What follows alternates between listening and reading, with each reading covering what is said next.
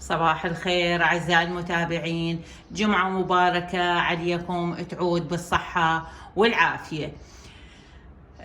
اليوم حبيت أشارككم بهذا اليوم. احنا اليوم سمك شوي أو صبور شوي، يعني بعض الدول ما أعرف شنو يسمون هذا النوع من السمك. احنا هنا بالعراق في محافظة البصرة نسميه صبور، فبعد ما أعرف بقية الدول شنو يسمونه بالنسبة لهذا النوع من السمك. دول الخليج أتصور هم أيضا يسمونه صبور، بقية الدول ما أعرف شنو يطلقون على اسم هذا السمك.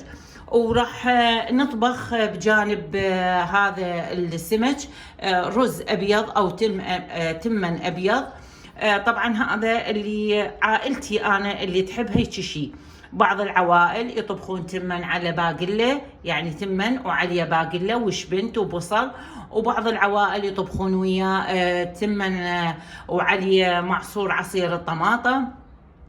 ومثل احنا نحب عليه يعني نطبخ وياه تمن او رز ابيض، وطبعا اكيد ويا المقبلات اللي هي الطرشي والبصل، اكيد هذا لا يستغنى عنه. فاحنا هسه المرحله الاولى على طريقتي انا راح استخدم اول شيء الملح، املح الصبور او املح السمك. تمام، غسلناه ونظفناه. اول مرحله راح ننظف السمك مثل ما جاي تشوفون. طبعا انا مخلصه جفوف مالت الطبخ، ان شاء الله اجيبن. طبعا شوفوا هنا احنا عاداتنا يعني اهل البصره نقص من هنا السمكه على مود تدخل بيها التتبيله والملح، ونملح هالشكل بهاي الطريقه.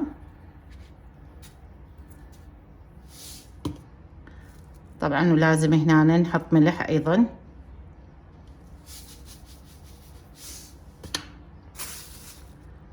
والسمكة الثانية أيضا نملحها، وأيضا مثل ما جاي يشوفون هنا هم نحط الملح على مود تدخل الأملاح بيها تتبل بالملح. طبعا ما راح أضيف عليها أي شيء، لكن قبل لا ندخلها للشوي راح أشطفها بماي، بعدين أشطفها بماي الخل، يعني أشطفها بالخل، وبعدين راح تشوفون الخطوات اللي راح اتبعها ويا هذا الصبور. طبعا اكو اهالي البصره عندنا اهالي ابو الخصيب لهم طريقه بالشوي، اهالي التنومه لهم، يعني انا جاي احكيكم داخل البصرة. احنا نواحي اهل ابو الخصيب لهم فالطريقة خاصة بيهم، نواحي اهل الفاو ايضا لهم طريقة، نواحي مثلا عندكم ابو الخصيب الزبير، فكل ناحية بالبصرة لها طريقة للشوي، يعني معتادة، هم معتادين عليها. لكن احنا هنا بالبصرة في داخل محافظة البصرة، يعني مركز البصرة، نتبع هاي الطريقة. واكو يخلون بعض الحشوات للسمك اللي هي يستخدمون البصل والثوم والكرفس او السبيناغ حسب نوعية الخضرة اللي عندهم، يثرمونها كلها ثرم ناعم، ويضيفوا لها بعض البهارات وبعض ويضيفوا لها ايضا اللي هو العنصر الاساسي تمر الهند، ويضيفوا لها ايضا دبس الرمان، ويضيفوا لها ايضا اللي هو النومي البصرة المجفف المطحون. انا راح استخدم خلطة بسيطة وسريعة، ولان احنا ما نحب وياها يعني شغلات هواي، لان هذا الصبور اصلا بطبيعته يعني اكلته شوي ثقيلة، فما احب ان اكثر عليه الحشوة. فهسه راح املحها واغلفه وارجع لكم. لا تجرون الفيديو حتى تشوفون خطوات شوي الصبور خطوة بخطوة. ورجعت لكم اعزائي المتابعين. طبعا خطوة مهمة جدا جدا بالنسبة لأي نوع سمك للشوي إذا يدخل شوي.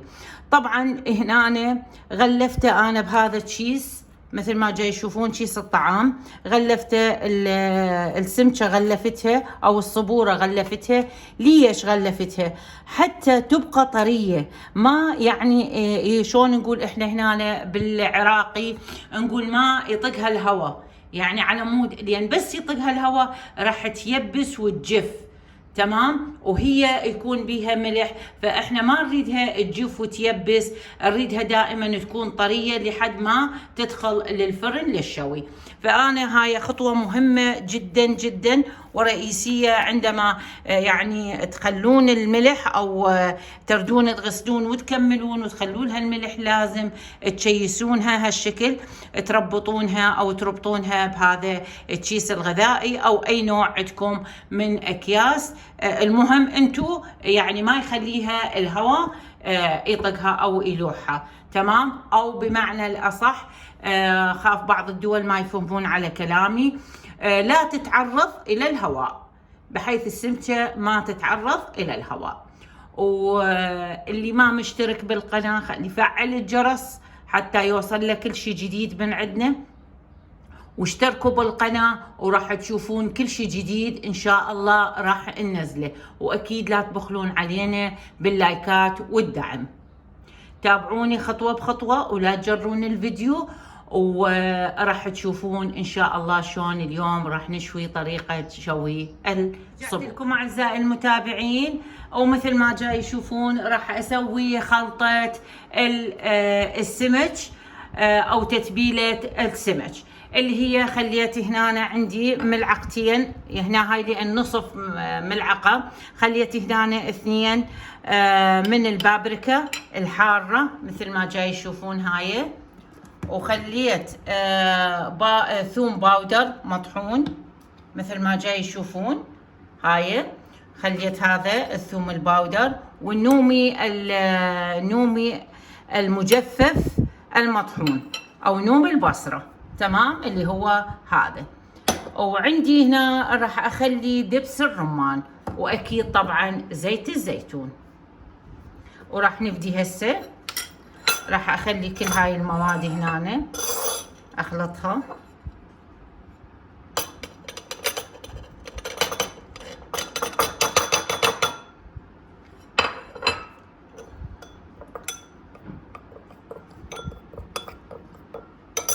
وراح اضيف هسه عليها زيت الزيتون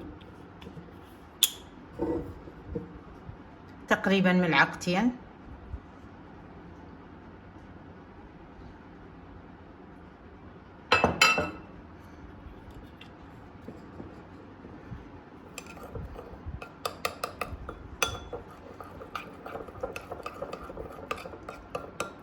وهسه راح اخلي عليها دبس الرمان، خليني افتحه وارجع لكم. ما اكثر من عنده، خليت انا ملعقة صغيرة، وراح اخلي ايضا بعد وحدة، بس هاي هي كلش كافي. وهسه راح ابدي اخلط هاي المواد اجانسها، وراح اخليها هسه على جهة، وراح ابدي هسه بغسل الصبور وارجع. اعزائي المتابعين، هنا برشت شوي بصل، راس واحد ثرمت، راح نخلي وحدة بيها حشو ووحدة هيجي مجرد بس الصلصة بيها او خلطة التتبيلة. وهسه راح ابدي اجانس البصل والثوم سوية. اكو بيهم يحطون مثل ما قلت لكم، يحطون كزبرة او يحطون كرفس حسب الذوق.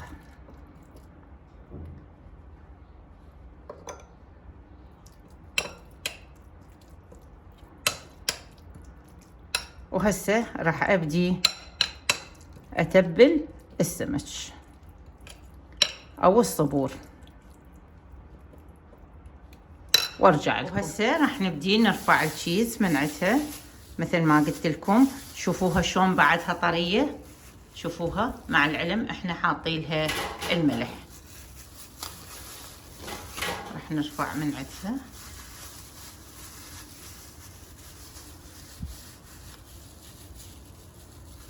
وهسه راح ابدي اغسلها بالماء، اشطفها من الملح،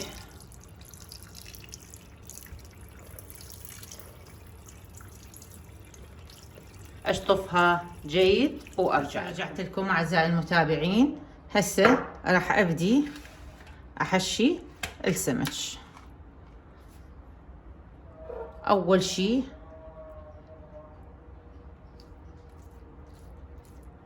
اسوي هاي الخطوة،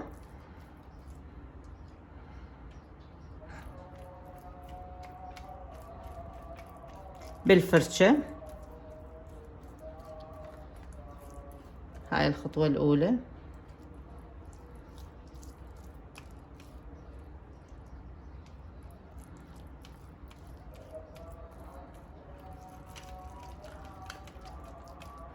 مثل ما جاي تشوفوني أعزائي المتابعين.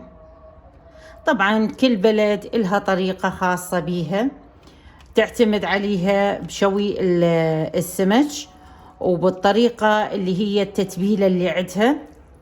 ومن أيضا إحنا أيضا بالعراق عندنا من محافظة لمحافظة أيضا تختلف طريقة الشوي، يعني مو بس البلاد العربية، لا، أيضا إحنا داخل العراق عندنا مثلا شمال العراق لا، يشوونها لهم طريقة، لهم فد أفكار يعني بطريقة شوي السمك. أهل بغداد عندنا يسمونه السمك المزقوف، يشوونه أيضا بطريقة. أيضا عندنا أهالي العمارة حبايبنا، أهالي العمارة أيضا يشوونه لهم طريقة خاصة، خاصة المناطق الريفية لهم طريقة خاصة، يعني ما يغسلون السمك، يشوونه. أنا شفت مرة فيديو من أهالي العمارة يشوونه هو ودمه. فيعني كل واحد له طريقة بطريقة الشوي وطريقة تحضير صلصة السمك أو حشوة السمك.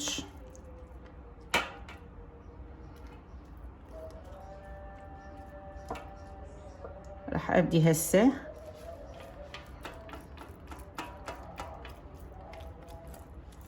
أسويها كلش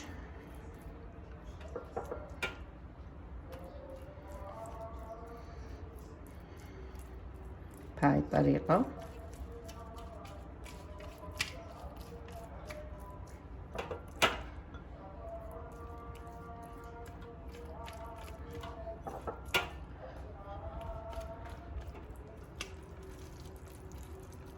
طبعا الحسينية جاي يتمجد، اعتقد تسمعون صوت المؤذن جاي يمجد.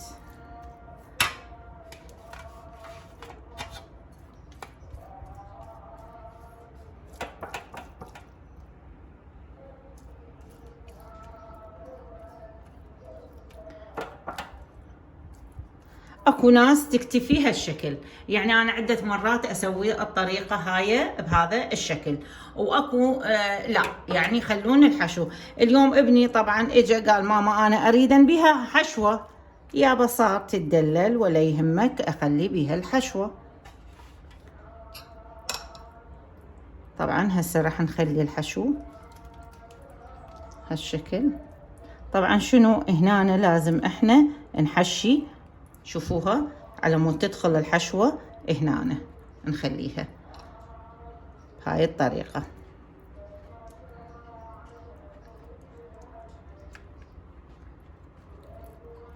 خليني اكمل حشوها بهاي هنا اخلي وارجع لكم. مثل ما جاي تشوفون تبارك الرحمن هذا السمك او الصبور تبلناه بهاي الحشوة. هسه راح نعوفه يتبل بيه لحين ما يعني يصير وقت الشوي. يحين وقت الشوي. اوكي، راح نطبخ هسه الرز او التمن الابيض.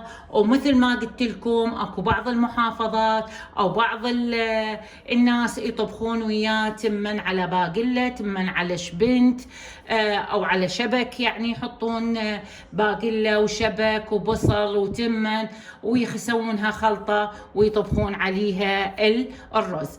وبعض الناس لا، يعني يطبخون عليها التمن على طماطة أو تمن البندورة أو صلصة المعجون، يعني الطماطة، وحسب الرغبة، يعني الكل واحد حسب رغبته بالتمن اللي يريد يطبخه. وهسه راح أروح أنا وياكم راح نحضر التمن نطبخه ونكمل بقية شغلات الغداء اللي هي المقبلات، البصل، الليمون، الطرشي إلى آخره. لكم أعزائي المتابعين مثل ما جاي يشوفون خلينا زيت والتمن والملح، وهسه راح نخلي الماي الفاير أو الماي المغلي.